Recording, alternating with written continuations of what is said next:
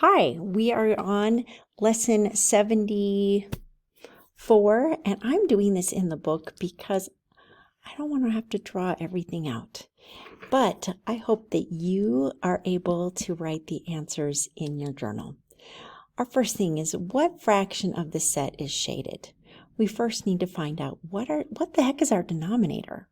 So I'm writing this down. 1, 2, 3, 4, 5, 6, 7, 8, 9, 10, 11, 12. So our denominator, we know there are 12 of them. And now we have to count how many are shaded. 1, 2, 3, 4, 5.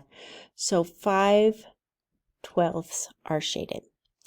Our next question is, what fraction of the set is not shaded? And I'm assuming that we are talking about this, this grouping. So let's see what our denominator is going to be. 1, 2, 3, 4, 5, 6, 7. So we know that our denominator is going to be 7, and we only have one shaded, so that tells me 6/7 are not shaded. Please make sure you watch that. And on C, in a class of 27 girls, there are 14 girls and 13 boys. What fraction of the class is boys? We know that 13 is our numerator and 27 is the whole group. That's going to be our denominator.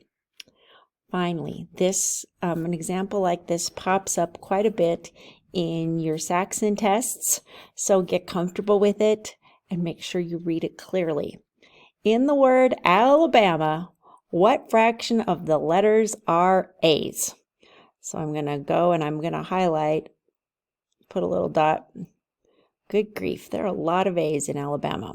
We also need to find out how many letters are there total. 1, 2, 3, 4, 5, 6, 7. So there are 7 is going to be the denominator. And then we have 1, 2, 3, 4. 4 is our numerator. There are 4 out of 7 letters are A's for Alabama.